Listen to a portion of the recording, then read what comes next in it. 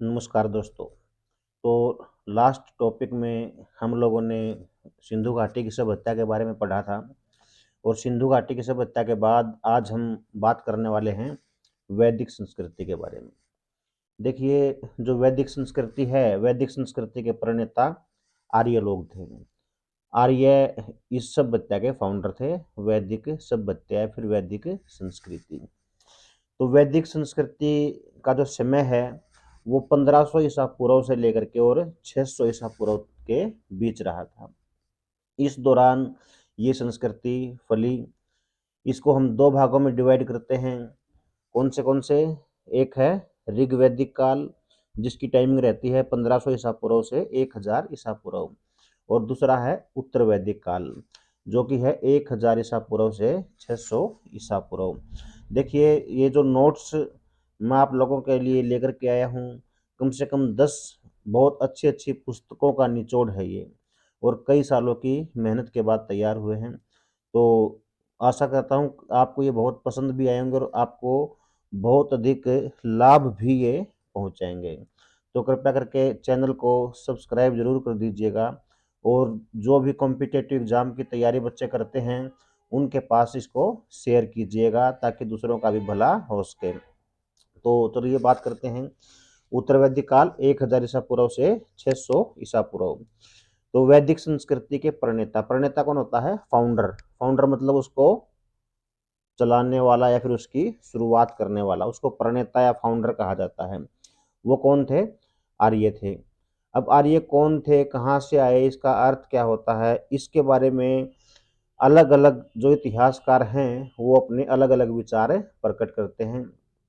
कोई कुछ कहता है, कोई कुछ कहता है, लेकिन जो सर्वमान्य है, जिस पर अधिकतर इतिहासकार सहमत हुए हैं, तो उन लोगों का कहना है कि आर्य लोग जो थे वो सेंट्रल एशिया से चल करके भारत की तरफ आए थे।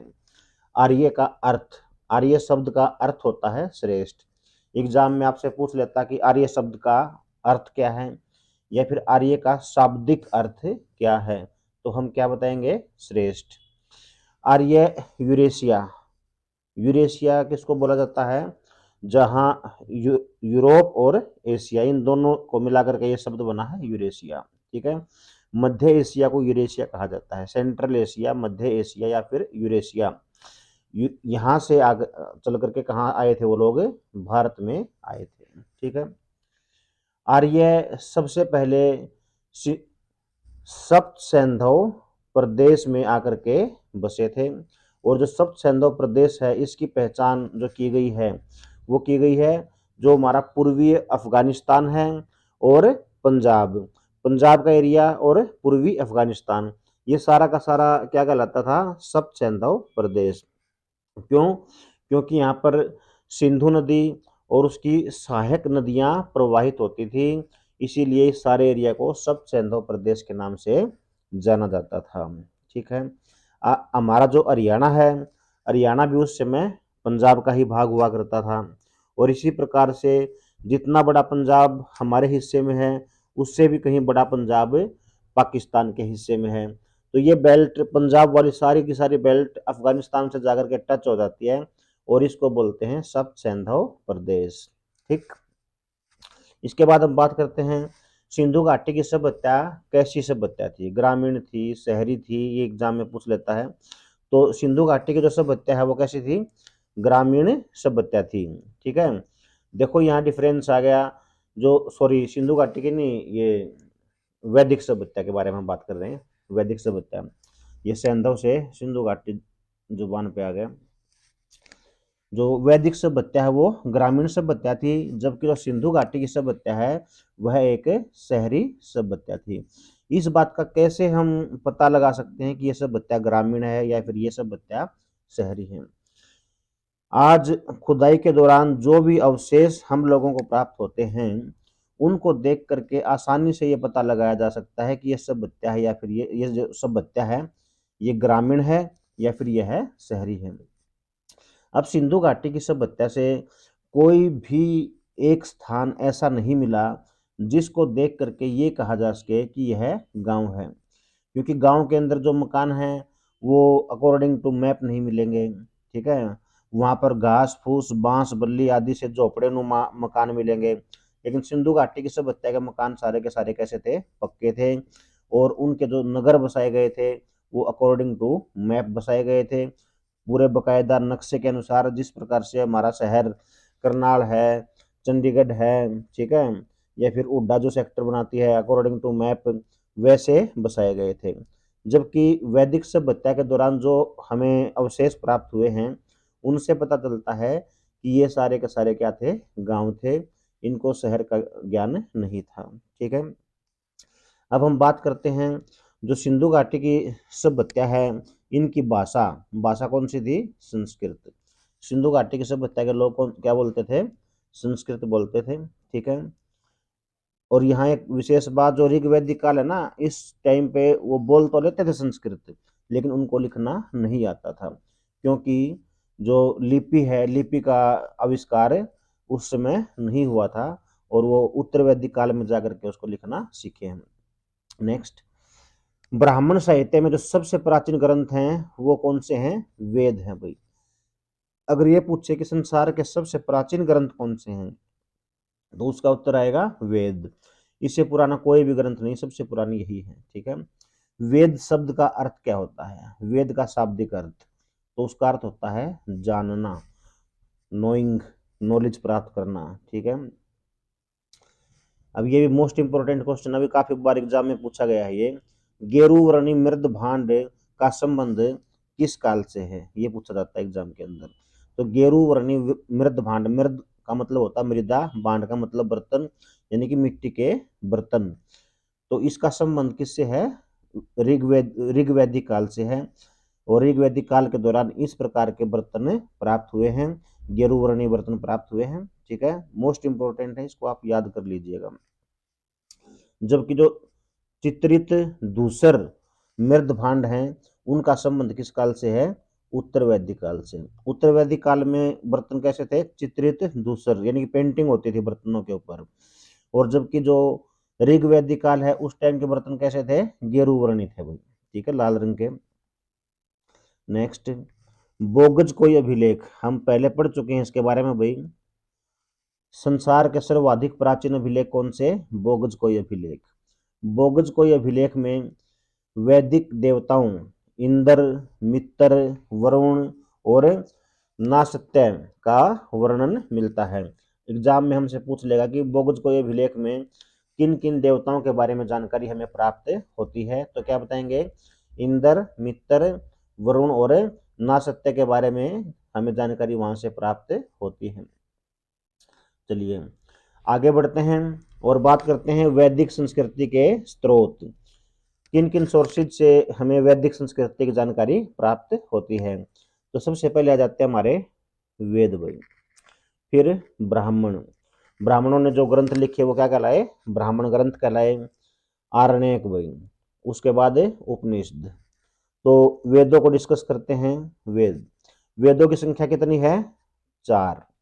कौन से, ऋग्वेद, सामवेद, यजुर्वेद और अथर्ववेद।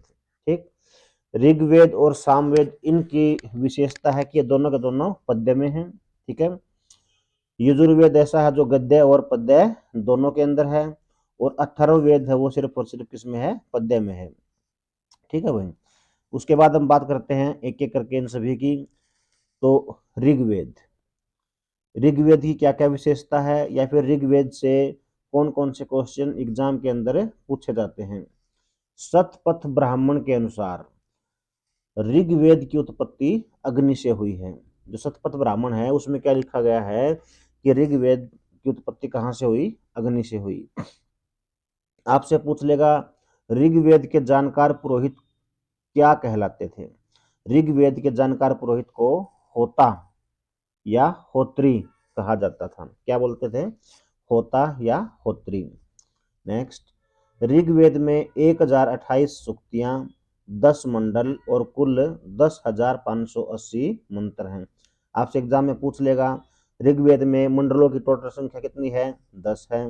सूक्तियां कितनी है, सूक्त कितने हैं, 1028 हैं। और ये पूछे कि भाई उसमें कुल मंत्र कितने हैं, तो हम क्या बताएंगे, मंत्र 10,580 80। कुल मंत्र बोला यहाँ मैंने, इस बात को ध्यान रखना, ठीक है।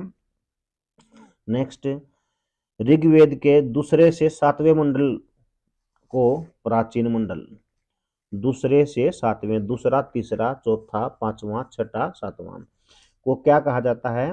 प्राचीन मंडल, या फिर और क्या बोल देते हैं इसको? ऋषिकुल मंडल, ऋषिकुल मंडल, और या फिर वंश मंडल। वंश मंडल भी बोल सकते हैं, ऋषिकुल मंडल भी बोल सकते हैं, या फिर प्राचीन मंडल भी इसको कहा जा सकता है, ठीक है। आपसे एग्जाम में पूछेगा कि भाई ऋग्वेद के कौन से मंत्र में गायत्री मंत्र का उल्लेख हमें प्राप्त होता है? तो ऋग्वेद के कौन से में? तीसरे मंडल में। भाई ऋग्वेद के तीसरे मंडल से हमें गायत्री मंत्र का उल्लेख प्राप्त होता है। और सबसे बाद का मंडल कौन सा है? 10वां, 10वां मंडल सबसे बाद का है। चौथा मंडल कृषि से संबंधित है। चौथा मंडल किससे संबंधित है? कृषि से संबंधित है। 7वां मंडल वरुण देवता को समर्पित है। वरुण देवता को समर्पित कौन सा मंडल है भाई? 7वां मंडल, ठीक है। अच्छा, ये मोस्ट इंपोर्टेंट बात ये भी है कि भाई 10 राज्य युद्ध का वर्णन हमें कहाँ से प्राप्त होता है? तो सर्वप्रथम 10 राज्य युद्ध का जो वर्णन है वो हमें 7वें मंडल से प्राप्त होता है। ऋग्वेद के 7वें मंडल में 10 राज्य युद्ध का वर्णन किया गया है, जो कि किस किस के बीच हुआ था? सुदास और भेद के बीच। देखिए, इसमें आर्यों का जो राजा था वो सुदास था, और उसका युद्ध किससे हुआ था? भेद से। और यहाँ भेद 10 राजाओं के साथ मिलकर के सुदास से लड़ा था, यानी कि एक तरफ सुदास अकेला और सामने उसके 10 राजा थे। इसीलिए इस युद्ध को क्या नाम दिया गया? 10 राज्य युद्ध का नाम दिया गया।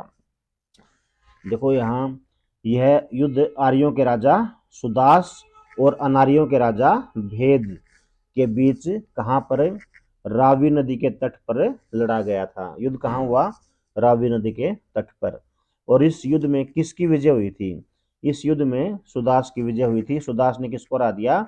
भेद और उसके साथी 10 राजाओं को पराजित कर दिया था। अब आपसे पूछ लेगा कि ऋग्वैदिक कालीन विदुषी महिलाएं कौन कौन सी थी? विदुषी का अर्थ होता है पढ़ी लिखी, ठीक है। तो ऋग्वेद के दौरान जो विदुषी महिलाएं थी वो थी लोपामुद्रा, घोषा, अपाला और सिक्ता। ये 4 महत्वपूर्ण महिलाएं हैं जो कि विदेशी महिलाएं थी भाई, सॉरी, विदुषी महिलाएं थी। विदुषी मतलब पढ़ी लिखी महिलाएं थी, ठीक है। अच्छा, यहाँ इंपॉर्टेंट एक और है कि इनमें से किस विदुषी महिला को चर्म रोग था? वो कौन थी? घोषा, इसको क्या था? चर्म रोग था। ऋग्वेद का जो उपवेद है वो क्या कहलाता है? आयुर्वेद। ऋग्वेद का उपवेद कौन सा है? आयुर्वेद है भाई। चारों वेदों के उपवेद हैं, और जिनमें ऋग्वेद का जो उपवेद है वो आयुर्वेद, ठीक है। नेक्स्ट, सर्वप्रथम चारों वर्णों, कौन से 4 वर्ण? पुरोहित, राजन्य, वैश्य और शूद्र का उल्लेख ऋग्वेद के 10वें मंडल के पुरुष सूक्तक से प्राप्त होता है। देखिए, जो सिंधु घाटी की सभ्यता थी वहां पर किसी भी प्रकार की वर्ण व्यवस्था की जानकारी हमें प्राप्त नहीं होती है। सर्वप्रथम जो वर्ण व्यवस्था है उसकी जानकारी हमें वैदिक सभ्यता से ही प्राप्त होती है, और वैदिक सभ्यता के अंतर्गत ऋग्वेद के 10वें मंडल के पुरुष सूक्तक में यह बताया गया है कि उस समय का जो समाज है वो 4 वर्णों में बटा हुआ था। सबसे पहले नंबर पे कौन आते थे? सबसे जो उच्च वर्ग था वो था पुरोहित, और पुरोहित के कार्य क्या थे? लोगों को शिक्षा प्रदान करना, ठीक है, उनके लिए कर्म कांड करवाना, ठीक है, यानी कि हवन यज्ञ आदि इस प्रकार के कार्य करवाना। कोई अगर बीमार हो जाता है तो मंत्र के सहायता से या फिर झाड़ा लगा के उसको ठीक कर देना, ठीक है। ये डॉक्टरी वगैरह वाले कार्य भी कौन करेगा? पुरोहित करेगा, ठीक। लोगों का भविष्य बताना, उन लोगों ने क्या गलती की है या फिर उनको सही रास्ता दिखाना, ये सब कार्य किसके? पुरोहित के। राजन्य, दूसरे नंबर पे जो वर्ण था वो क्या था? राजन्य। राजन्य को क्षत्रिय भी बोल सकते हैं, और राजन्य यानी कि क्षत्रिय, इस वर्ण का कर्तव्य था बाकी के तीनों वर्णों की रक्षा करना। ये वर्ण के लोग क्या करेंगे? जो बाकी के तीनों लोग हैं, तीनों वर्णों के लोग हैं, उनकी रक्षा करेंगे। यानी कि रोड़ा रबदा, युद्ध, इस तरह की जो चीजें हैं वो किसके जिम्मे है भाई? क्षत्रिय के जिम्मे है। उसका कार्य लोगों की रक्षा करना है, युद्ध करना है। तीसरे नंबर पे जो था वो कौन लोग थे? वैश्य। वैश्य का कार्य क्या था? इनका कार्य था व्यापार करना और कृषि करना। कृषि यानी कि खेती बाड़ी और व्यापार, वो कौन करेगा? वैश्य करेगा। शूद्र, शूद्र का कार्य था बाकी के तीनों वर्णों की सेवा करना। ठीक है, ये लोग क्या करेंगे? तीनों वर्णों की सेवा करेंगे। प्रारंभ में जो ये वर्ण व्यवस्था है ये क्रम के आधार पर थी। किसके आधार पर थी? क्रम के आधार पर। यानी कि जो व्यक्ति जैसा कर्म करेगा वो उसी वर्ण के अंदर रख दिया जाएगा। फॉर एग्जाम्पल, किसी व्यक्ति का जन्म एक पुरोहित के घर होता है, लेकिन पता चलता है कि ये तो ज्ञान प्राप्त नहीं कर पा रहा है, या फिर इसकी रुचि नहीं है पढ़ाई के अंदर, तो उसको क्या करेंगे? नीचे वाले वर्ण में रख देंगे। राजन्य में आ गया तो पता चला ये डरपोक है, ये खुद की रक्षा नहीं कर सकता, दूसरों की रक्षा क्या करेगा? उसको और नीचे डालो भाई, वैश्य बना दिया। पता चला ये आलसी भी है बहुत ज्यादा, तो जो आलसी व्यक्ति है वो न व्यापार कर सकता है और न ही वो कृषि कर सकता है, तो अब उसको किस में डालेंगे? शूद्र में डालेंगे। और यहाँ शूद्र बना के उसको, उससे जबरदस्ती सेवा ली जाएगी। तीनों वर्णों की सेवा उसको करनी पड़ेगी, जबरदस्ती उससे करवाया जाएगा। ठीक है, तो इस प्रकार से था। लेकिन जो उत्तर वैदिक काल आया, ये व्यवस्था थी ऋग वैदिक काल के दौरान। लेकिन जो उत्तर वैदिक काल है, उत्तर वैदिक काल में यह जन्म पर आधारित हो गई। जिसने पुरोहित के घर जन्म लिया वो पुरोहित कहलाया, वैश्य के घर जन्म लिया वो वैश्य कहलाया। कर्म चाहे उनके कैसे भी क्यों न रहे हों, लेकिन जिस भी कुल में उसका जन्म हुआ वो वही कहलाया। अब हम बात करते हैं ऋग्वेद के ब्राह्मण ग्रंथ कौन कौन से हैं? ऐत्रेय तथा कौशितकी। ऐत्रेय तथा कौशितकी ये क्या है? ऋग्वेद के ब्राह्मण ग्रंथ हैं भाई। ठीक है, अच्छा, ऋग्वेद में यमुना नदी का उल्लेख 3 बार, गंगा व सरयू नदियों का उल्लेख एक एक बार हुआ है। ठीक, ये पूछ लेता कि ऋग्वेद में गंगा नदी का उल्लेख कितनी बार हुआ है, तो क्या बताएंगे? यमुना नदी का उल्लेख 3 बार और गंगा व सरयू नदियों का उल्लेख एक एक बार हुआ है। ऋग्वेद में सोमरस का उल्लेख सर्वाधिक बार हुआ है। ये पूछ ले कि भाई ऋग्वेद में सर्वाधिक बार किस शब्द का उल्लेख हुआ है, तो सबसे अधिक बार यज्ञों के दौरान सोमरस का उल्लेख हुआ है।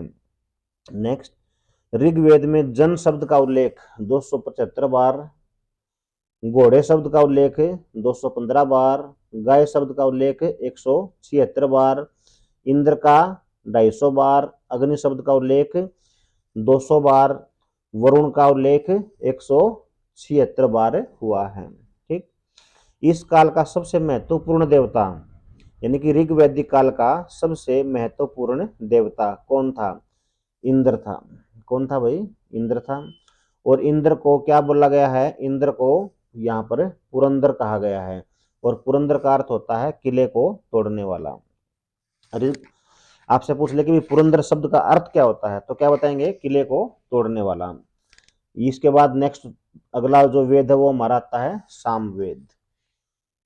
सामवेद में ऐसे मंत्रों का संकलन है जिन्हें गाया जा सके। ठीक है, यानी कि ये संगीत से संबंधित है। सामवेद का आधार ही क्या है? संगीत है। संगीत के बारे में बताया गया यहाँ पे। सामवेद के पुरोहित क्या कहलाते थे? सामवेद के पुरोहित उद्गाता कहलाते थे। ठीक, देखो, संगीत के 7 स्वरों की जानकारी सर्वप्रथम हमें सामवेद से ही प्राप्त होती है। संगीत के जो 7 स्वर होते हैं, सा रे गा मा, ये वाले, तो इनकी जानकारी सर्वप्रथम हमें कहाँ से मिली? सामवेद से ही मिली। उसके बाद हम बात करते हैं उपवेद की भाई। सामवेद का उपवेद गांधार वेद। सामवेद का उपवेद कौन सा है? गांधार वेद है। ठीक है, नेक्स्ट, सामवेद में कुल मंत्रों की संख्या 1869 है। कितनी है? टोटल मंत्र कितने? 1869। दोहराए गए मंत्रों की संख्या कितनी है? 320। सामवेद के अंदर जो दोहराए गए मंत्र हैं उनकी संख्या 320 है। तथा सामवेद के जो अपने खुद के मंत्र हैं, सिर्फ खुद के, उनकी संख्या मात्र 75 है भाई। नेक्स्ट, सामवेद को षड्वीस या अद्भुत ब्राह्मण भी कहा जाता है। सामवेद को क्या बोल देते हैं? अद्भुत ब्राह्मण या फिर षड्वीस, ये भी कहा जाता है। तो ये महत्वपूर्ण बातें थी सामवेद के बारे में। उसके बाद हम बात करते हैं अगला वेद, और अगला वेद हमारा कौन सा है? यजुर्वेद भाई। यजुर्वेद में यज्ञ संबंधी विधानों का वर्णन है। इसमें यह बताया गया है कि किस समय कौन सा यज्ञ करवाया जाएगा, बच्चे के जन्म पे कौन सा यज्ञ होगा, उसमें कौन कौन से मंत्र बोले जाएंगे, जब बच्चे को स्कूल भेजा जाएगा पढ़ाई के लिए तो उस समय कौन से मंत्र बोले जाएंगे, ठीक है। जब बच्चा बड़ा होकर के विवाह योग्य होता तो विवाह के समय कौन सा यज्ञ होगा, तो वगैरह वगैरह जितने भी हमारे जिस तरह 16 संस्कार बताए गए हैं, तो उनमें कौन कौन से यज्ञों का वर्णन, कौन से यज्ञ करवाए जाएंगे, इन सब बातों का वर्णन कहाँ पर किया गया है? यजुर्वेद में किया गया है। इसका उपवेद धनुर्वेद। यजुर्वेद का उपवेद कौन सा है? धनुर्वेद है। यजुर्वेद के पुरोहित को क्या कहा जाता है? यजुर्वेद के पुरोहित को अध्वर्यु, क्या बोल देते हैं इसको? अध्वर्यु। नेक्स्ट, यजुर्वेद के अनुसार ब्राह्मण सूत का तथा क्षत्रिय सन का और वैश्य ऊन का यज्ञोपवीत धारण किया करते थे। देखिए, यज्ञोपवीत होता है यज्ञ का पवित्र धागा, जिसको जनेऊ भी कहा जाता है। तो इसको पहनने का भी एक अलग से तरीका होता था, और कौन व्यक्ति कैसा पहनेगा ये सब बताया गया है। जो ब्राह्मण है वो यानी कि पुरोहित, वो किसका जनेऊ धारण करेगा? सूत का जनेऊ धारण करेगा भाई। जो क्षत्रिय है, क्षत्रिय सन का जनेऊ धारण करेगा, और जो वैश्य है वो ऊन का जनेऊ धारण करेगा। जबकि जो बच गए शूद्र, शूद्रों को जनेऊ धारण करने का अधिकार नहीं था, वो नहीं धारण कर सकते थे जनेऊ को। नेक्स्ट हम बात करते हैं यजुर्वेद का ब्राह्मण ग्रंथ क्या कहलाता है? शतपथ ब्राह्मण। शतपथ ब्राह्मण जो ग्रंथ है ये यजुर्वेद का ब्राह्मण ग्रंथ है भाई। कृषि की चारों क्रियाओं का उल्लेख सर्वप्रथम हमें शतपथ ब्राह्मण से ही प्राप्त होता है। शतपथ ब्राह्मण में कृषि की जो क्रियाएं हैं, यानी कि बीज बोना, फसलों की कटाई करना वगैरह वगैरह, ये सब वहीं से प्राप्त होता है। इसके बाद हम नेक्स्ट बात करते हैं अथर्ववेद। जो अथर्ववेद है ये चौथा और अंतिम वेद है। अथर्ववेद चौथा तथा अंतिम वेद है। विशेष बातें क्या है इसके बारे में? समस्त वेदों का जो सार है वो अथर्ववेद में दिया गया है। अथर्ववेद में रोगनाशक मंत्र, जादू टोना, विवाह गीत, कृषकों व व्यापारियों के लिए आशीर्वाद सूचक मंत्र आदि का उल्लेख किया गया है। इन सब बातों के बारे में कहाँ बताया गया है? अथर्ववेद में भाई। अगर आप बीमार हो जाते हो तो बीमारी के समय कौन सा मंत्र बोला जाए कि वो बीमारी ठीक हो जाए, इस बात का उल्लेख मिलेगा, ठीक है। किसी पे जादू टोना करना है, मूठ करनी, जादू जादू करना, स्वतन से छुटकारा है, इस तरह की सारी बातें कहाँ बताई गई हैं? अथर्ववेद में बताई गई हैं भाई। विवाह के समय कौन से गीत गाए जाते हैं वो सारे के सारे यहाँ पर बताए गए हैं। कृषकों और व्यापारियों के लिए आशीर्वाद सूचक मंत्र हैं ताकि उनका लाभ हो सके। उसके बाद हम बात करते हैं अथर्ववेद का उपवेद। अथर्ववेद का उपवेद जो है वो शिल्पवेद है। कौन सा है? शिल्पवेद। अथर्ववेद वेद त्रयी में शामिल नहीं है। इसका मतलब क्या है? अथर्ववेद को छोड़ करके जो बाकी के 3 वेद बच गए उनको क्या कहा जाता है? वेद त्रयी कहा जाता है। तीनों वेदों को वेद त्रयी कहेंगे। नेक्स्ट, अथर्ववेद एकमात्र ऐसा वेद है जिसका आरण्यक ग्रंथ नहीं है। बाकी सभी के आरण्यक ग्रंथ हैं लेकिन इसका आरण्यक ग्रंथ नहीं है। चांदी व गन्ने के बारे में सर्वप्रथम उल्लेख हमें अथर्ववेद से ही प्राप्त होता है।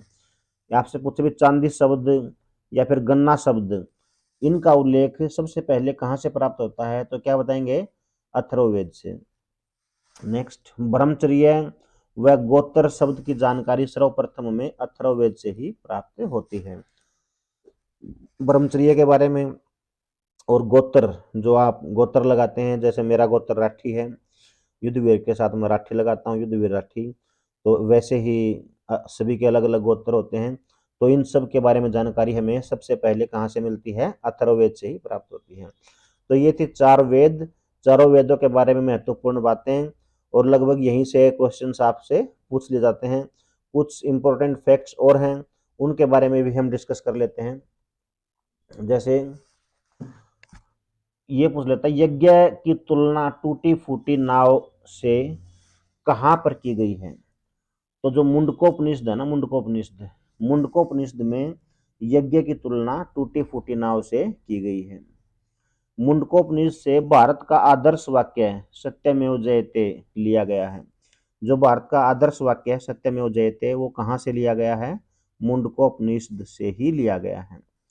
ऋग्वेदिक जो आर्य हैं, ऋग्वैदिक आर्यों की अर्थव्यवस्था का मुख्य आधार क्या था? पशुपालन था। तथा उत्तर वैदिक आर्यों की अर्थव्यवस्था का मुख्य आधार कृषि था। यानी कि ऋग्वैदिक काल के दौरान इंपोर्टेंट जो उनका व्यापार कह लीजिए या फिर उनकी जो आजीविका थी, वो किस पर निर्भर करती थी? पशुपालन पर निर्भर करती थी। जबकि उत्तर वैदिक काल में ये पशुपालन के बजाय क्या हो गया था? कृषि हो गया था।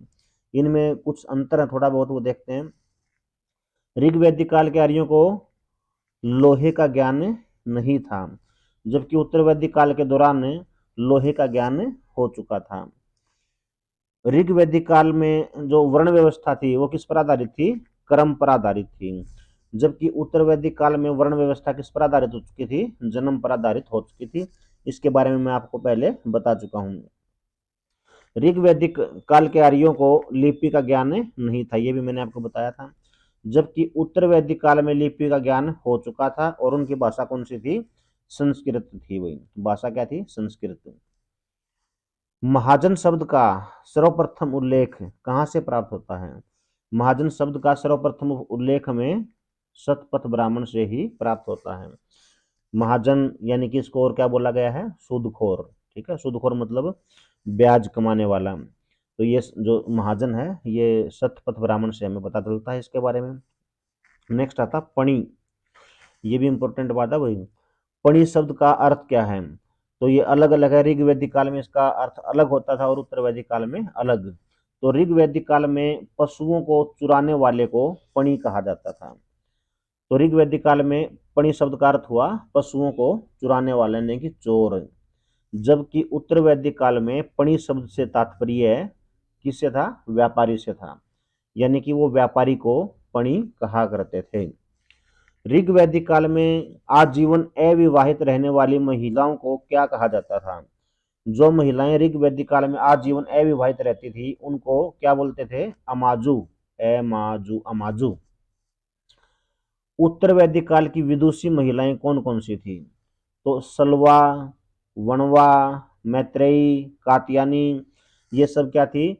उत्तर वैदिक काल की विदुषी यानी कि पढ़ी लिखी महिलाएं थी। देखिए, वैदिक युग के दौरान समाज की सबसे छोटी इकाई क्या कहलाती थी? कुल कहलाती थी, कुल। और जो कुल है, कुल का प्रधान क्या कहलाता था? कुलूप। सबसे छोटी इकाई हो गया मतलब कुल। कुल का अर्थ हुआ परिवार, और परिवार का मुखिया क्या कहलाएगा? कुलूप। ठीक है। अनेक कुल मिलकर एक ग्राम का निर्माण करते थे। बहुत सारे परिवार मिलकर क्या बना देते थे? गांव। अनेक कुल मिलकर ग्राम का निर्माण करते थे। और वैदिक काल में ग्राम का जो प्रधान है वो कहलाता था ग्रामीणी। क्या बोला जाता था उसको? ग्रामीणी। अनेक ग्राम मिलकर विष, किसका? विष का निर्माण करते थे। और विष का जो प्रधान है वो क्या कहलाता था? विषपति। और अनेक विष मिलकर जन का निर्माण करते थे। और जन का जो प्रधान है वो क्या कहलाता था? राजन। जन का प्रधान क्या कहलाएगा? राजन कहलाएगा। वैदिक युग के दौरान देखिए कुल 8 प्रकार के विवाहों का उल्लेख हमें प्राप्त होता है। कितने प्रकार के विवाह होते थे? 8 प्रकार के। वही इसके अतिरिक्त अनुलोम विवाह और प्रतिलोम विवाह के बारे में भी यहाँ पर चर्चा की गई है। पहले एक वीडियो के अंदर मैंने बड़े डिटेल से इनके बारे में बताया भी है। देखिए, आनंद के कहने पर ही ये नेक्स्ट टॉपिक आ गया हमारा। ठीक है ना। तो इसको महात्मा बुद्ध वाला है, इसको हम अगली कक्षा के अंदर कंप्लीट करेंगे। तो यहीं तक आज करते हैं। तो आशा करता हूँ आपको अच्छा लगा होगा, तो वीडियो को शेयर जरूर कर दीजिएगा। धन्यवाद।